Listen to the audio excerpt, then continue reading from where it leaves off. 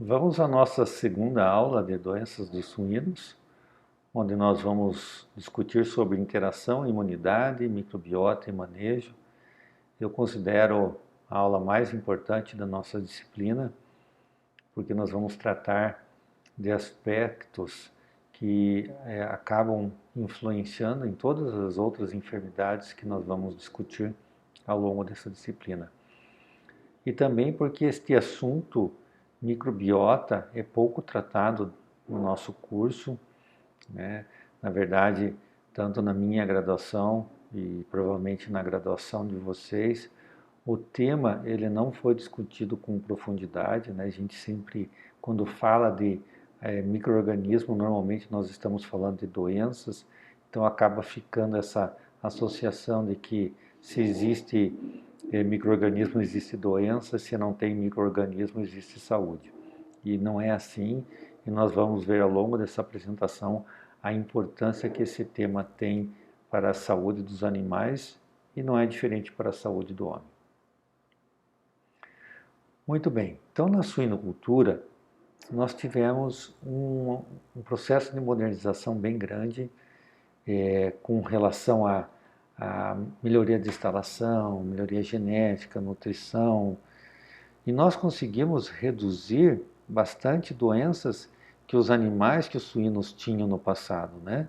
Então, doenças que nós chamamos de primárias, como, por exemplo, pegar uma peste suína, ou, a doença telgésica, brucelose, tuberculose, a própria cistercose, né, que acometia os suínos.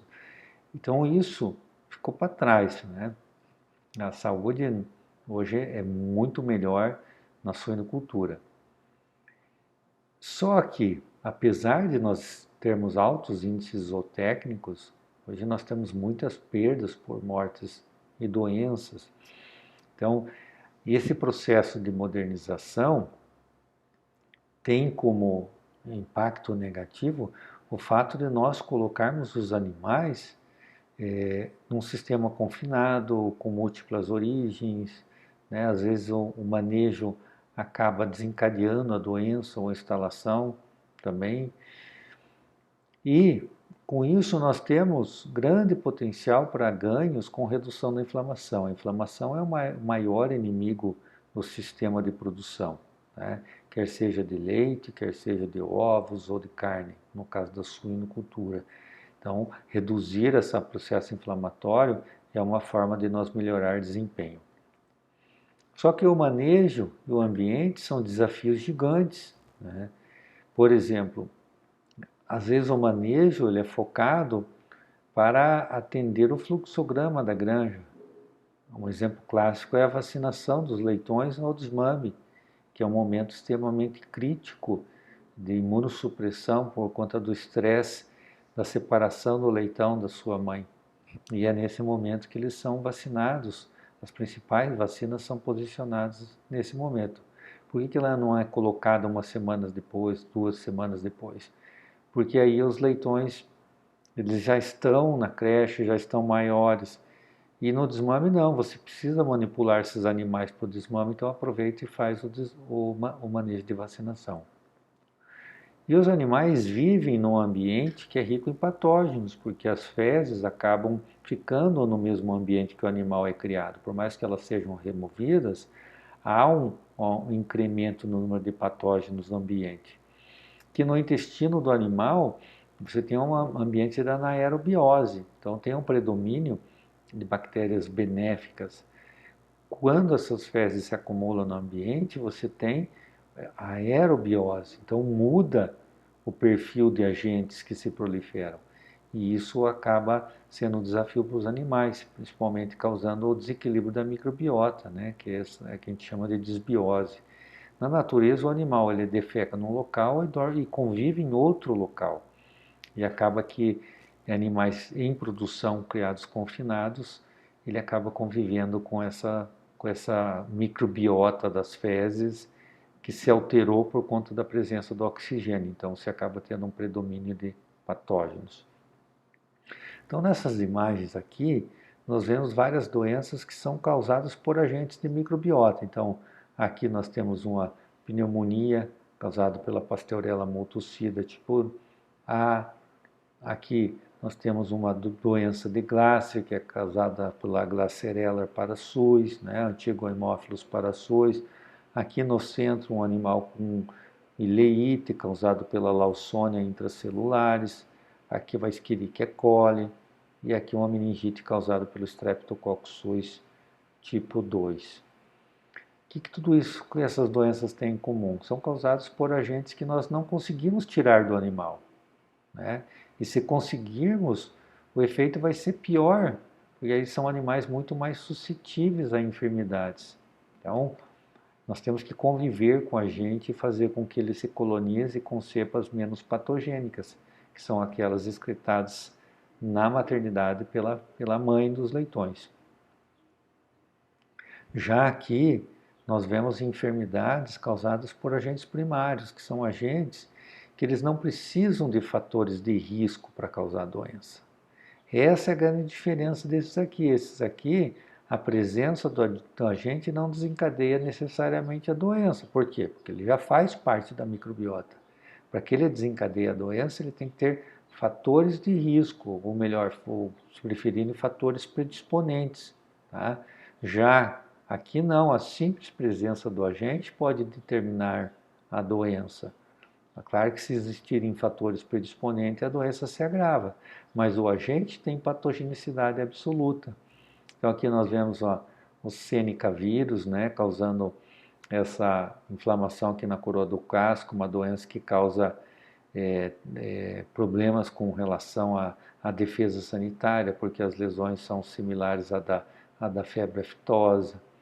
Aqui a pneumonia zoótica, que é a principal doença da suinocultura, a rinite atrófica progressiva, a coccidiose, a circovirose e aqui a influenza. Então, neste grupo daqui, quando eu pego e vou olhar um javali, eu encontro esses mesmos agentes num javali sem causar doença. Já este grupo aqui, eu não vou encontrar num animal saudável. Sempre que ele está presente, ele está causando a doença. Quais outros desafios que nós temos na suinocultura? A tendência de se retirar os promotores de crescimento, né? Em alguns países, esses promotores foram banidos. O que são os promotores de crescimento? São antibióticos que são usados em quantidades, em doses muito baixas, e eles conseguem promover o crescimento dos animais. E eles agem principalmente causando um efeito anti-inflamatório. No Brasil ainda se usa, mas muitas empresas estão fazendo aí uma transição para a retirada desses promotores de crescimento da ração. A redução dos usos de antibióticos preventivos, né? Há um clamor da sociedade para que se use menos antibiótico nos animais, porque o uso na pecuária acaba acelerando o processo de resistência a esses dos agentes contra os micro-organismos. O estresse, que é um grande inimigo do sistema imunológico, e num sistema intensivo você acaba tendo os animais expostos ao estresse, quer seja frio, calor, superlotação. Hoje nós trabalhamos com hiperprolificidade, são porcas que parem aí na média 15 leitões, e o número de tetas viáveis não é tão grande, então você acaba tendo que fazer a enxertia de leitões de uma porca para outra, transferência, e isso também gera um desafio sanitário. O fluxo de produção nos sistemas verticalizados, então nós temos sítios onde os animais são produzidos, e isso faz com que muitas vezes, por exemplo, nos crechários, que é o local onde recebe o leitão desmamado, nós temos crechários aqui na nossa região com 6 mil, 10 mil, até 20 mil leitões. Então, esses leitões, eles são oriundos de diferentes UPL. Então, essa mistura de várias origens faz com que as doenças eclodam com mais facilidade. E as micotoxinas que estão presentes no milho, né, mesmo com a melhoria que nós tivemos em Brasil em termos de secagem e armazenamento de grãos, né, reduzindo bastante micotoxinas, como por exemplo a aflatoxina, Por outro lado, nós temos o risco muito grande de produção de micotoxina no campo, né? Que são as micotoxinas causadas pelos fungos, o, o, os fungos de campo, né?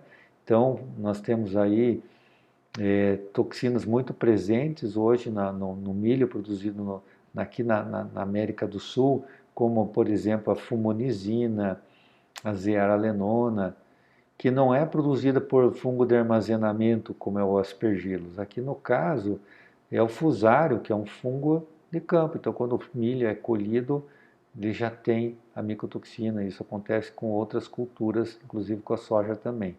Então, as micotoxinas são imunossupressoras, todas elas.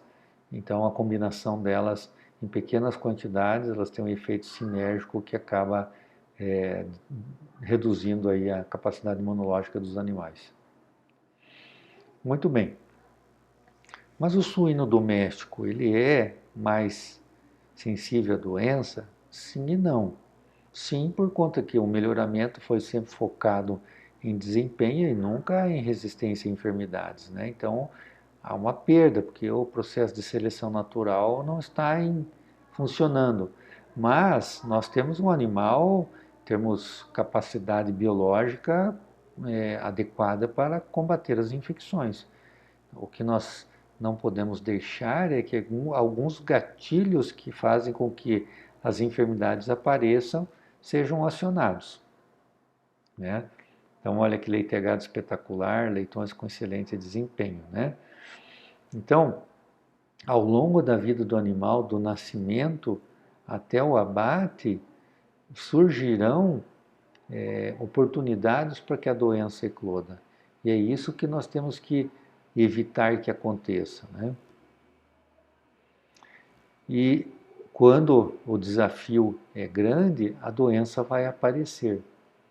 Às vezes nem aparece na forma de uma doença clínica, mas como uma enfermidade subclínica que não é notada. Então nós temos que entender que qualquer falha que nós tivermos no processo de produção, como por exemplo aqui o acúmulo de dejeto, então o animal passa frio, tem alta concentração de amônia, de patógenos, e isso está desafiando o animal. E o animal, a ser desafiado, ele tem que combater essa situação, combater essa infecção que está adentrando. E isso tem um custo, né, que vai impactar no desempenho dos animais. Então, nós temos que mudar o foco, nós como médicos veterinários, e não olhar só a doença e entender, isso aqui é uma diarreia, então eu faço uma necrópsia, eu colho um material, faço um isolamento, um antibiograma, eu sei qual é o agente e qual é o antibiótico certo para tratar. Mas eu tenho que ir além, eu tenho que entender saúde. Por que os outros animais não estão enfermos? O que eles tiveram de diferente em relação a esse? Tomaram colostro adequadamente, ou não estavam num local que tinha frio. Então, focar em saúde, porque o foco em saúde, ele é diferente do foco da doença. O foco da doença, a gente quer entender a doença e tratar a doença. O foco em saúde, eu quero fortalecer a capacidade imunológica dos animais para que a doença não aconteça. Então, olha que interessante um dado aqui fornecido pela Grosseries Peak em 2018. Então, eles analisaram aí animais oriundos de 132 mil matrizes. Então, tem animais aqui de várias regiões do Brasil, de 2016 e 2017. Vejam os top 10, a conversão alimentar de 2,06. E na média, a conversão foi de 2,44. Então, aqui não tem os piores nesse gráfico. Então, se eu pegar só comparar a média com os melhores, dá 400 gramas de ração a mais por quilo de animal produzido.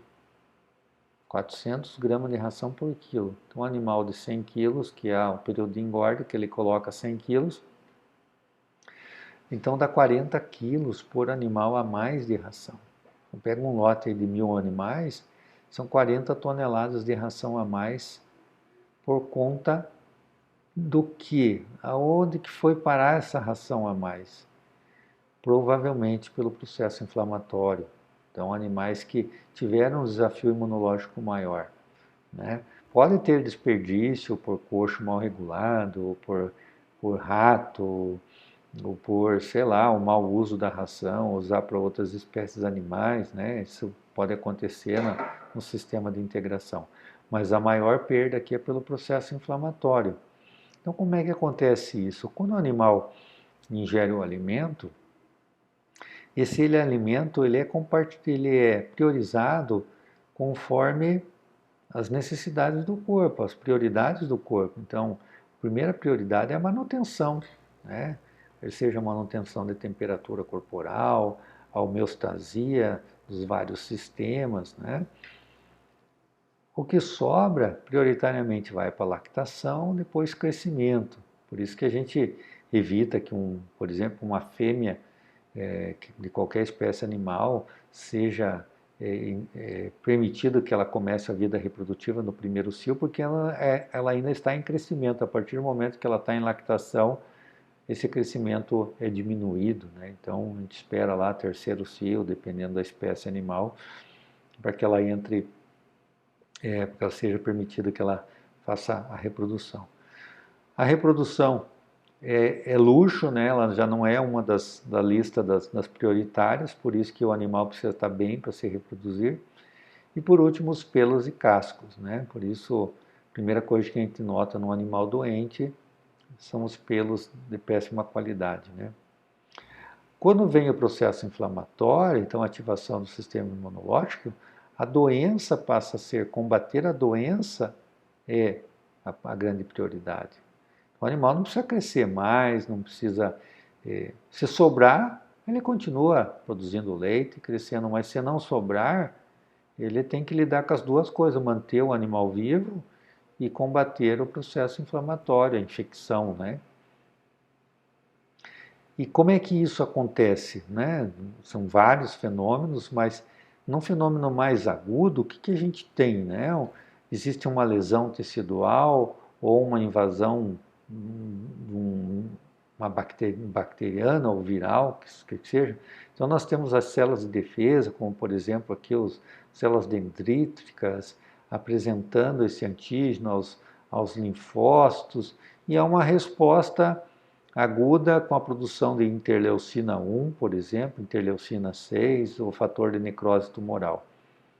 Imediatamente, então, o animal vai ter anorexia, então ele perde apetite, vai ter febre, e a liberação dos hormônios corticotróficos, né? No fígado, ele vai estar focado em produzir as proteínas de fase aguda, né? Que é o caso da aptoglobina, a proteína C reativa, o fibrinogênio e tantas outras que precisam ser usadas para o processo inflamatório. E o músculo vai ser usado como fonte de aminoácido para produzir essas proteínas de fase aguda. Então, o animal não come, por que ele não come? Ele não come porque o fígado precisa estar focado na produção das proteínas inflamatórias. Bom, se ele não come, da onde vêm os nutrientes? Os aminoácidos virão do músculo. Por isso, o animal fica enfermo, você já percebe, além da pelagem arrepiada, tal, que ele começa a perder musculatura. Você olha um leitão doente, o pernil dele tá enxuto, né? E o animal fica deprimido, né? Ele não tem como a gente fica, né? Quando está doente, você não tem vontade, né? Aquela energia para se movimentar, porque essas células do processo inflamatório consomem muita glicose. Então o músculo fica resistente à insulina, né? Por isso que a gente está doente, para subir uma escada é difícil, por quê? Porque a glicose não entra no músculo com a mesma eficiência, porque ele está resistente à insulina. Por que o organismo faz isso? Para que a pessoa, que o animal que está enfermo, ele fique quietinho no canto dele, né? Para que a glicose seja usada prioritariamente para o processo inflamatório. Ele não vai comer porque ele precisa que esse fígado foque aqui na produção das proteínas de fase aguda. É tudo muito perfeito, né? Para focar, para combater a infecção. E isso aqui no processo de produção é um caos, né? Porque o animal vai deixar de ganhar peso e ainda vai quebrar proteína, quebrar músculo para produzir processo inflamatório.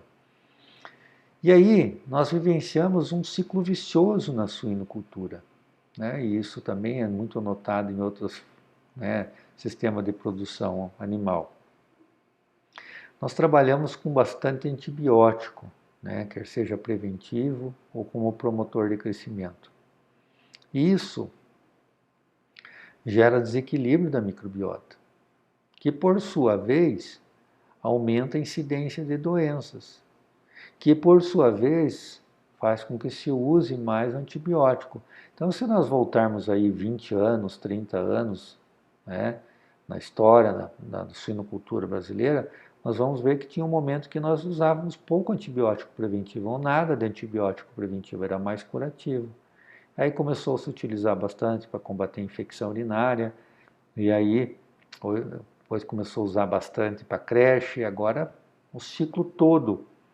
Então, nós precisamos, quando eu falei ter o foco em saúde e não o foco em doença, é para nós entendermos como que esse animal ele fica mais resistente a essas enfermidades, porque eu possa quebrar esse ciclo vicioso. Um ciclo vicioso que leva à desbiose, que é o desequilíbrio da microbiota natural. Então, acaba aumentando a proporção de bactérias patogênicas no organismo, e o uso preventivo de antibióticos na maternidade é o que mais contribui para a desbiose. Não que o uso em outras fases não gere desbiose, mas a desbiose na maternidade é o maior inimigo aí do sistema de produção. E por que a desbiose é tão ruim? Porque a microbiota regula o sistema imunológico. Então hoje está muito bem claro isso para a ciência. E muitas doenças do homem moderno estão ligadas à desbiose, né? Esse uso mais indiscriminado de antibiótico nas pessoas, principalmente nas crianças e adolescentes, e isso vai gerar um sistema imunológico com menor capacidade de se regular. Então, esse excesso de reação a pólen e por exemplo, a asma, as alergias, né?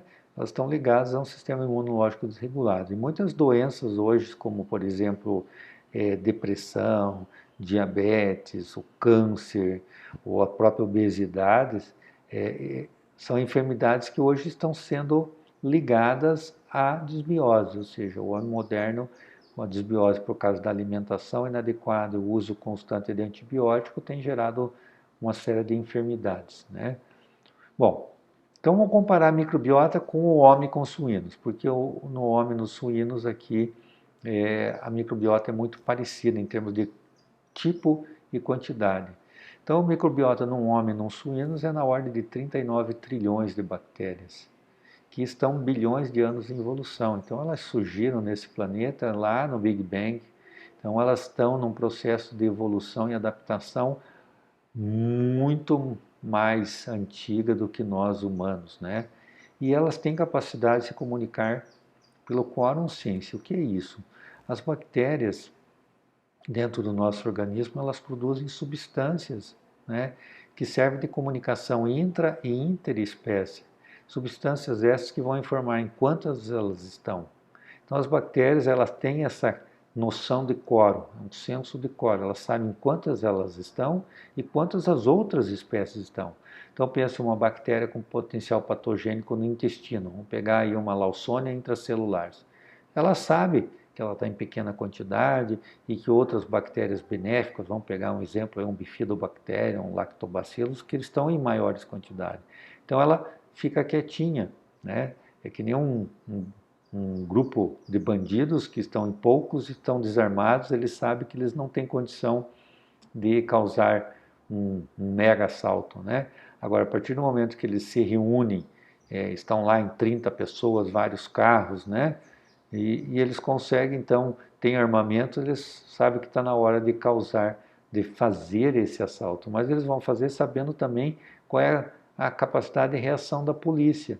Então, o quorum sensing é da espécie e interespécie, ou seja, saber o quanto a outra espécie também está preparada, né, para reagir àquele desafio. Então, as bactérias têm esse senso, né? Então, por isso que é interessante que o leitão se colonize com a mãe, com bactérias em pequena quantidade, porque elas vão ter esse senso de, se elas têm capacidade de causar doença, elas vão ficar quietinhas. Já o homem e o suíno, né, nós temos 30 trilhões de células, ou seja, são 9 trilhões a menos. E estamos em 200 mil anos em evolução. Então é muito menos tempo. Então tem que pensar que a partir das bactérias surgiu toda a capacidade de esse planeta ser habitado, né? Então, quando nós surgimos, as bactérias já estavam lá. Então nós temos que entender o papel biológico delas, porque quem está no comando são elas, né? Então tem muito trabalho mostrando que até o nosso metabolismo ele é ligado à nossa microbiota. Não só a microbiota do intestino, mas toda a microbiota. E o que acontece nela afeta o nosso metabolismo, inclusive afeta as nossas conexões nervosas. Então, nesse eixo intestino, sistema nervoso. Então, é muito perigoso quando nós inserimos o antibiótico no sistema de produção, porque ele tem um efeito muito grande na capacidade do animal de ter uma resposta imunológica adequada. Então, a microbiota ela tem várias funções, como a produção de ácidos, né, que tem várias funções dentro do organismo, inclusive com a nutrição aí do intestino, o estímulo para o desenvolvimento intestinal, a redução do pH intestinal.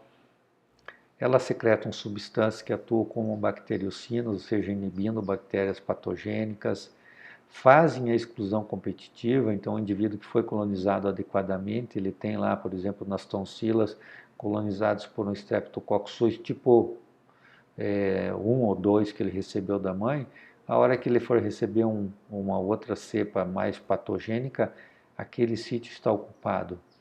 E tudo isso faz a modulação da resposta imunológica. Então não existe sistema imunológico competente sem a microbiota adequada. Como é que forma a microbiota? Tem uma fase mais precoce da vida, né, do leitãozinho, e isso acontece também nos humanos, da tolerância oral ou mucosa, que é a fase que o organismo vai ser colonizado, todas as mucosas, né?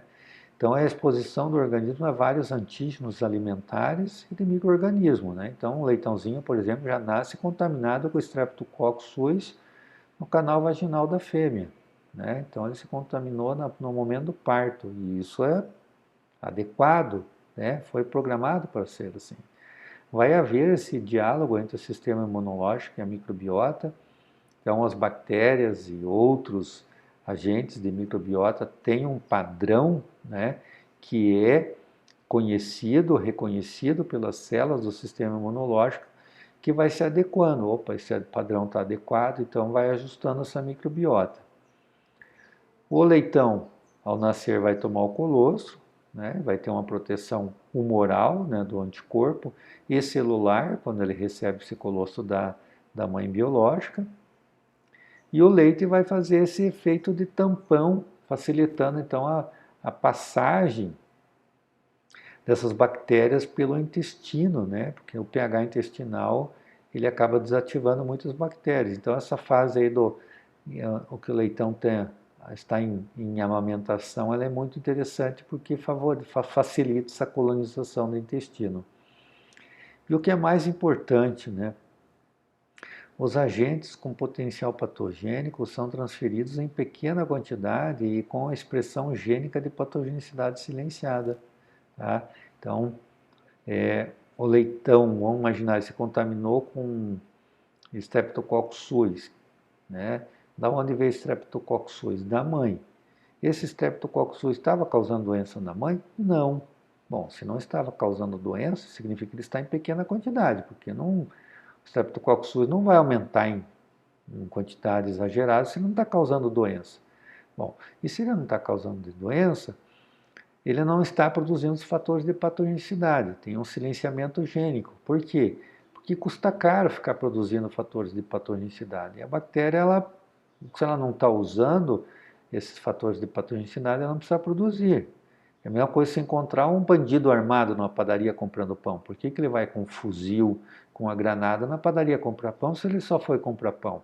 Então essa analogia simples, ela explica por Porque a bactéria tem o senso do ridículo também. Ela está em meia dúzia ali numa tonsila, por que ela vai produzir fator de patogenicidade? Não, ela está quieta. Então a mãe passa em pequena quantidade esses agentes com potencial patogênico.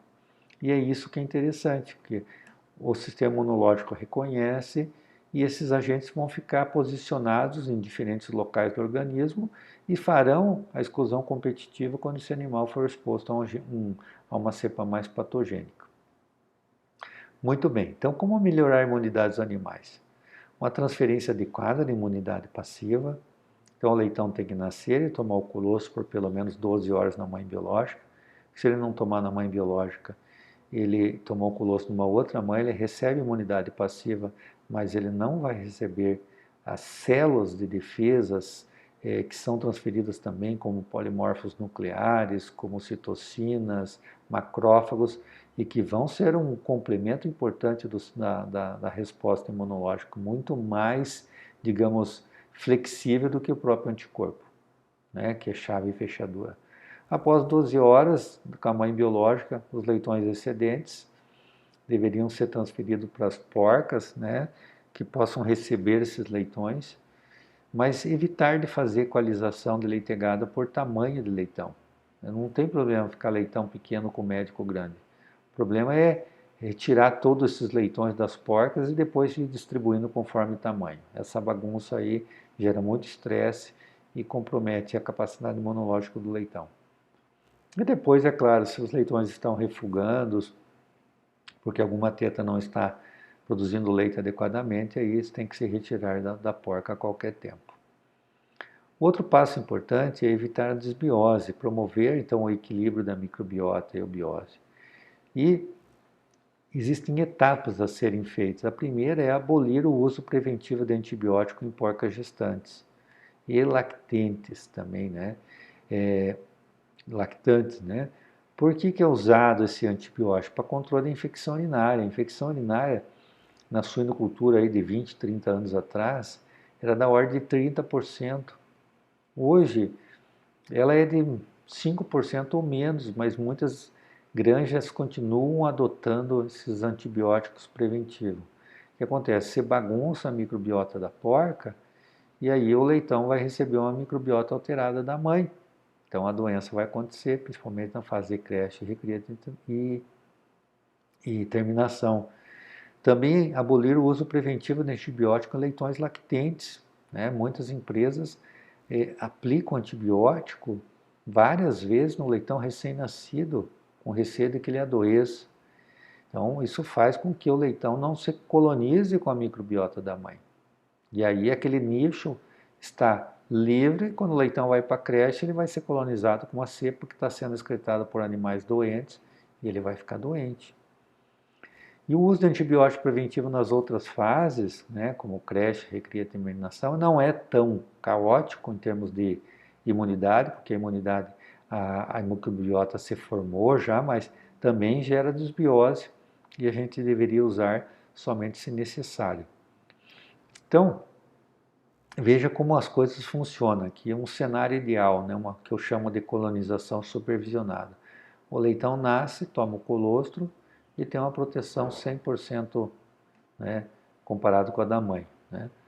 E a partir do avanço da idade, em dias, começa a cair essa imunidade, lá na fase de creche, já está em pleno declínio com a proteção passiva. Por outro lado, o leitão, ele está tomando, se contaminando, né, e está formando a microbiota. Mas veja que nessa fase de crescimento exponencial da microbiota, há essa proteção da imunidade passiva. E ele vai gerando imunidade ativa. Então, no momento que cai a imunidade passiva, ele está a imunidade ativa alta, né? E a microbiota consolidada. Quando nós usamos antibiótico preventivo na porca e no leitão, ou no um ou no outro, ou combinado, como é muito comum em muitas granjas, o leitão toma o colostro, tem imunidade passiva, tem uma grande proteção contra a doença, mas ele não está se colonizando. Ele vai se colonizar lá na fase de creche, e às vezes recria e terminação. Atrasa a imunidade ativa, né? Então cai a imunidade passiva, a imunidade ativa ainda não se formou, né, como deveria estar desenvolvida, né, para proteger. Aqui nós temos um encontro mais precoce dessa linha, né, e o que é pior, ele vai ter essa imunidade passiva sendo formada, essa colonização acontecendo lá na fase que não tem proteção mais, tem um chapéu aqui de protetor, mas está chovendo só aqui, né? Então, a proteção passiva não tem mais e ele está só colonizando com agentes de microbiota, não mais da mãe, de outros leitões que muitas vezes estão doentes, excretando em grande quantidade. Então, os agentes com potencial patogênico são transferidos em grande quantidade e com fatores de patogenicidade sendo expressados, né? E aí a doença acontece. Então, colonização tem que ser focada na fase da tolerância oral, quando o filhote está com a mãe. E isso vale para qualquer espécie animal, né? Pode ser um lagarto, pode ser um gato, um cachorro, uma criança, um suíno, né? A mãe, né? A mãe e o pai, né? No caso aqui a gente não tem o contato com o cachaça, mas o leitão, ele teria que se colonizar com a própria matriz. E essa transmissão da microbiota da mãe pode provocar doença na progênie? Sim, para agentes infecciosos primários, aqueles que não são de microbiota. Por exemplo, Mycoplasma e pneumonia, doença de Algesic, o vírus da doença de Algesic, o vírus de circovirose. Agora, para agentes de microbiota, a resposta é não, porque são agentes que fazem parte da microbiota. Não adianta tentar tirar, né? O efeito é pior ainda, né?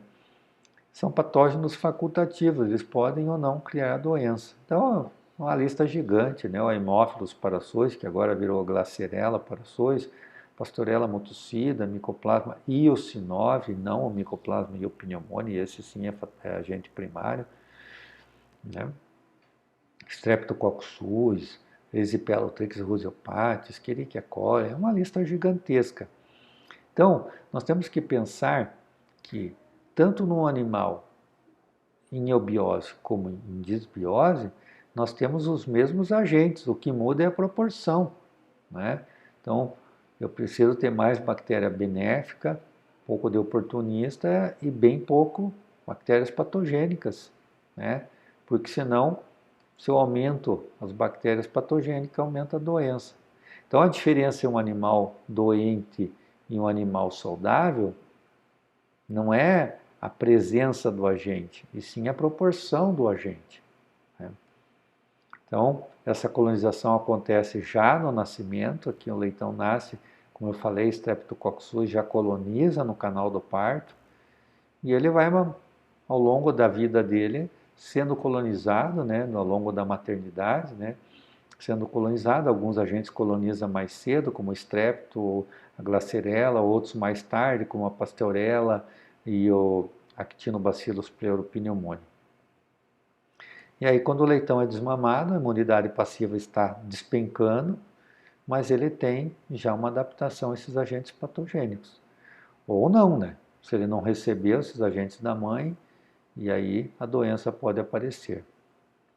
Então, nós falamos da imunidade passiva, evitar desbiose, promover desbiose. O outro fator é reduzir estresse, como frio, calor, superlotação e brigas. Isso está muito presente na suinocultura. O estresse, além de reduzir a imunidade, ele aumenta a expressão de virulência das bactérias e vírus e outros micro-organismos que podem colonizar o animal. Então, eles percebem que o hospedeiro está estressado, eles aumentam então a patogenicidade deles. Uma outra estratégia para melhorar a imunidade dos animais, e é uma tendência mundial, é aumentar a idade mínima de desmame para pelo menos 24 dias. O ideal é que fosse 28, mas com 24 dias os leitões já estão bem mais, digamos, adaptados ao desmame do que um leitão de 21 dias de média, né? E nós temos que valorizar na suinocultura o índice peso de leitegado. Um leitão mais pesado ele tem muito mais capacidade de se adaptar à fase de creche. Hoje fala-se muito em número, né? Então, hoje o índice de desmamado porca-anos está muito alto na suinocultura, né? Superior a 30, tem granja aí com mais de 35 leitões de desmamado porca-ano. Só que às vezes o peso desses leitões é muito baixo. Então é um leitão que sofre muito na fase de creche, tem que usar muita vacina, muito medicamento, né? Então a transferência da imunidade passiva é a etapa que precisa melhorar bastante, né? O volume de colostro é proporcional ao tamanho dos leitões, em torno de 22% do peso corporal. Então, esse é um trabalho aqui feito pelos alunos do ProSui, aqui da nossa faculdade. E a gente observou que quanto maior o peso, né, e muitos outros trabalhos já mostraram isso, né, quanto maior o peso dos leitões, maior o volume de colostro ingerido. E que tem um limite biológico, né? Eu não consigo fazer com um leitão com 1 quilo, por exemplo, vá tomar 300 gramas de colostro. Por quê? Porque não cabe no estômago. E acontece que muitos leitões nascem aqui até 800 gramas. Então, são leitões que vão tomar pouco colostro e esse colostro está uma quantidade insuficiente para gerar uma proteção imunológica para esse animal. Então, nós temos sempre dentro dos lotes animais com grande potencial de multiplicar doença, né? E outro item que a gente tem que ver é melhorar a longevidade de plantel, né? Porque hoje na suinocultura nós temos uma perda muito grande de matrizes, né? Em torno de 10% das matrizes morrem ao ano, né? A gente tem uma taxa de reposição de 50% e uma longevidade de só 3,2 partos. O que isso tem a ver com desbiose? Porque se a gente tem uma renovação de plantel a cada 2 anos, a gente perde essa estabilidade, essa maturidade de microbiota. E está repondo com algo que a gente desconhece. Então, o ideal é que a reposição seja menor, né? Se fosse 35% seria muito bom, e que fosse feita alta reposição, a granja ter suas próprias porcas avós, produzir então as fêmeas comerciais, para evitar vir de fora, porque às vezes lá numa granja multiplicadora se usa muito antibiótico, pode que use muito antibiótico, então esse animal já chega em desbiose e vai transferir essa desbiose para os filhotinhos e aí aquele ciclo vicioso de antibiótico. E as porcas, elas morrem por N causas ou são descartadas por problemas reprodutivos, problemas locomotores. Então isso a gente precisa melhorar bastante na suinocultura para conseguir trabalhar mais com a eubiose. E existem alguns pontos-chave para melhorar a longevidade de plantel, como não usar antibiótico preventivo na ração, porque isso bagunça a microbiota da porca e torna ela mais sensível à doença. Você ter uma pessoa responsável para identificar fêmeas doentes e fazer a medicação, as primeiras medicações ou os primeiros procedimentos, e até que o médico veterinário possa fazer então a intervenção.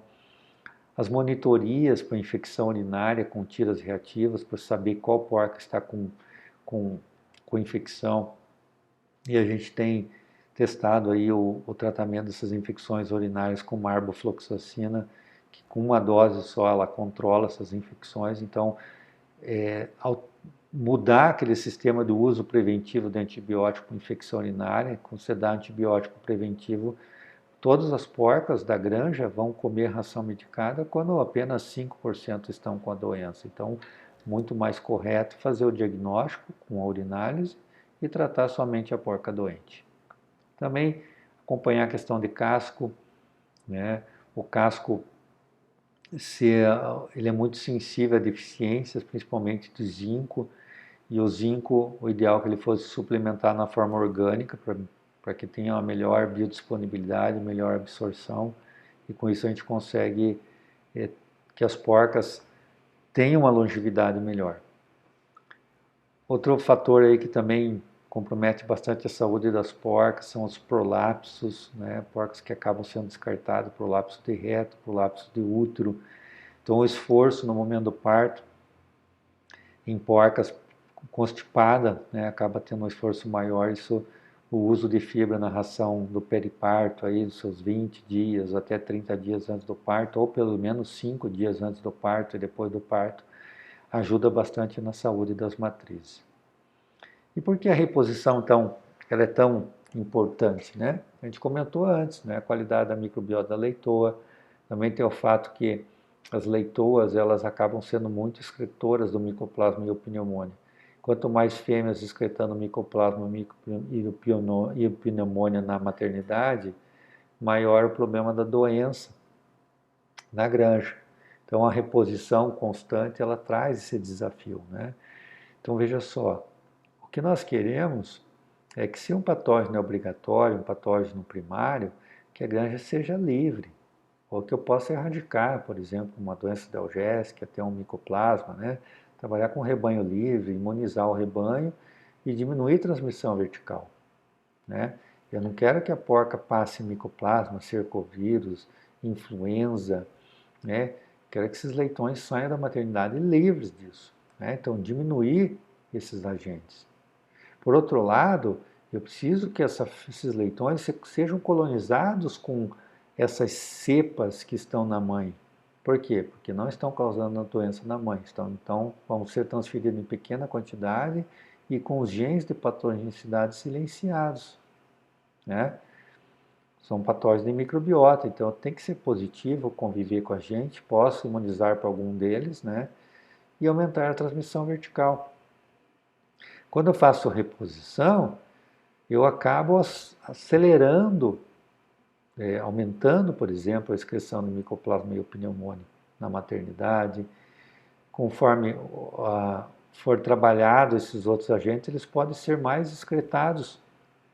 E esses aqui, por outro lado, diminuem a excreção, porque às vezes são leitoas que foram produzidas num sistema com muito antibiótico, que não estão adaptadas a esses sorotipos da granja. Por isso a autorreposição é muito interessante para reduzir esse problema. E assim nós finalizamos com alguns pontos chaves para melhorar a imunidade dos animais.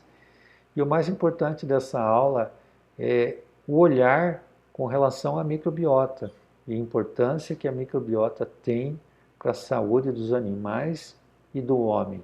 E que o desequilíbrio nessa microbiota gera oportunidade para várias outras enfermidades. Então, nós temos que entender isso para reduzir o uso de antibiótico preventivo. Claro, o antibiótico ele tem que ser usado curativamente, até por uma questão de bem-estar animal, mas o uso preventivo como promotor de crescimento ele tem que ser reduzido ou até banido para que nós possamos trabalhar com o animal com o sistema imunológico mais adequado. Então, até a próxima aula.